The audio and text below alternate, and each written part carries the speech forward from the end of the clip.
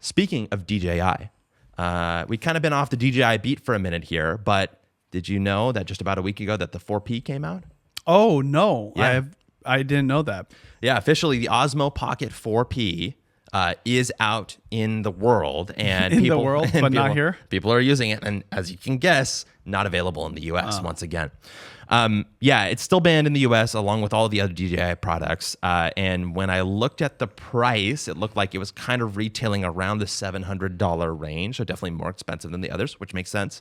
And let me give you a couple of quick hits about it. I watched a video from Think Media, actually. They had a really good video comparing the 4 to the 4P. And some of the hit features are all the things that we've already talked about on the show that were rumored and also announced by DJI. So they have the regular 1x kind of wide angle lens, right? They have, in addition to it, a 3x zoom telephoto lens. The wide angle gets DLOG 2, which is an ability to shoot in that kind of like almost raw or color gradable format, but it's only on the wide. The 3X does not have DLOG 2, it just has DLOG. It gets a remote screen that lets you detach it and kind of like control it from afar. And that's pretty much the extent of what it is. It's basically the same thing as the 4, but with a little bit more zoom, reach, and maybe a little bit more dynamic range as well.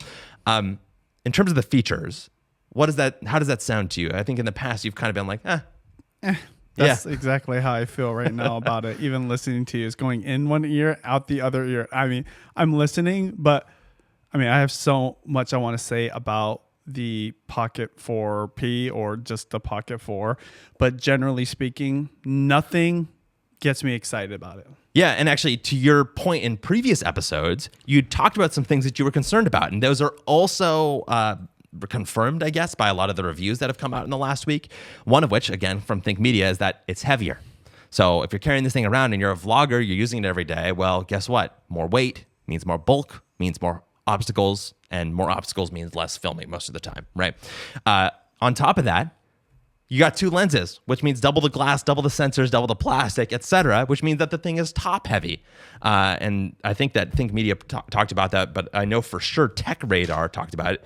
In their cons, they literally said top heavy design, and it compromises its ergonomics. It gets worse though. This is the biggest offense of all in my mind. It, as compared to the Pocket 4, has worse battery. So if you're a vlogger and you're wanting to use this thing all day long, I know they have a really simple like battery switching system, but why would you choose the thing with half an hour less battery? It's 2 hours, 42 minutes of battery versus 3 hours and 17 minutes of battery in the Think Media battery test. And I'm like, come on, like that seems like a huge failure. And the amazing thing to me is that everybody who's out there doing these reviews that I've seen so far, for the most part, has said, this is the best vlogging camera that there is. And listen, I'm not a vlogger, not in the same way that Benji is for sure, but everything that you've told me about what you value in a camera, this thing does not really have. And so that is really concerning to me overall. There's one last thing that I'll say. There's a really good video by Film Alliance who reviews the 4P versus the Pocket 3, which I thought was an interesting comparison because the 3 is still somewhat available in the US, but the 4P isn't. And he's like, is it worth it to go? And he's like, the image quality is pretty much the same. I mean, you do get the zoom, you get a little bit more color grading ability and things like that, but overall, it's pretty much the same. And so, I mean, Benji, I don't know if I can make you feel any more about the thing, but does that make you feel any more Yeah, I mean, like, because I'm a vlogger, I'm really careful to adopt new equipment because part of vlogging is you do it a lot and you do it around your lifestyle. Now, there's some vloggers, and I teach this in the new vlogging method. You can just vlog for different niches, different passions, different hobbies or whatever. But for the most part, that style of vlogging I do is like you get up and you go. You can't really think about it. You can't mess around with what's happening. And even the DJI Osmo Pocket 1 and 2 just never quite hit, right? Because it just wasn't the perfect camera. Pocket 3 was literally a perfect vlogging camera, in my opinion. Like you can see by how many times I've uploaded. What else would you have to do to perfection? In fact, it's kind of like sometimes you try to change things to make it new and you ruin the perfect aspect of it. Yeah. It happens a lot in business and products. And that's why Coca-Cola really doesn't ever have to change their logo. It's literally just perfect. Okay. If it ain't broke, don't fix it. Yeah. Like the only time they had to fix like the bottle was because it wouldn't fit, right? Like in the machines or something like that. Yeah.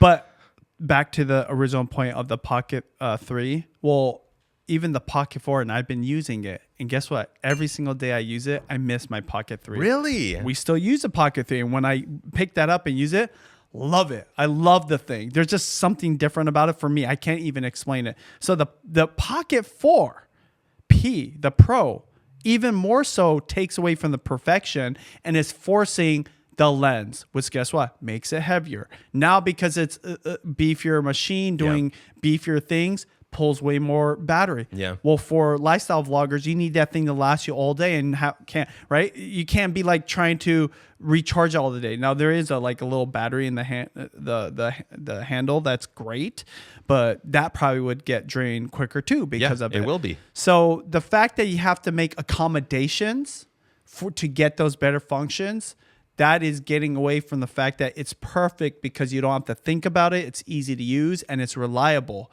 And the durability versus now is not as much those aspects of which make it a great vlogging camera. So that's why I zone out everything people are saying. I mean, this is not just me either. I had a event at my house, a cookout, okay? But a lot of creators came. And what did they all say about cameras? These are people that buy expensive cameras, review expensive cameras. They're techies. They're like camera junkies. And they're just saying like, well, what's the point of buying cameras anymore? The phone is so good. The camera is really for a niche customer. So now you're just trying to cater to that person. Of course, they want the crazier lens. They want the extra functions. They probably don't care that like the battery gets drained, even though they probably do care. But guess what? They'll buy that extra battery pack. They'll charge it up. For the average creator, this is why even DJI, they did themselves a disservice. They created such a perfect product that if your 3 is still working, there's no need to buy anything else. Because guess what? I believe is going to happen. More and more people are going to just use their phone. Yeah, I totally agree. And so I feel like we're just getting to the end of another era for cameras, where now it's just for those people that can afford it. And the super obsessed nerds when it comes to camera, like advancement. And then literally just the people that want to just produce the highest quality video. And that's what's interesting. They're trying to make the Osmo Pocket 3 that when they don't need to. Yeah, it reminds me a lot of what happened to like point and shoot cameras during kind of the, I guess you would say the 2010s mostly, when like the iPhone was blowing up. It was like point and shoot cameras tried to kind of become professional cameras in a lot of ways. And it was really kind of like, well, what are you doing here? Like, who is this really for, right? And to the point where like the point and shoot cameras were being used, actually funny enough, by creators mostly during that period, I think, right? Because it was kind of getting that quality, but also it was the right form factor and the right size, right? But it was the same kind of story where they would change things for the sake of changing things, and a lot of times would mess things up. I know you've told me stories about this a lot, but I remember during that period, Casey Neistat, to go back to the Neistats again, bringing this up, that I think it was like a Canon camera, or maybe it was, I don't remember which one it was. I think it was like a Canon camera, and he was like, they moved the microphone from here to here, God, the worst. And it totally ruined it because now my finger covers it every single time that I record myself. And it's like those little changes are the things that maybe somebody who's not using their cameras every day, multiple times a day, in an extreme way, like a vlogger would ever even think about, for an example.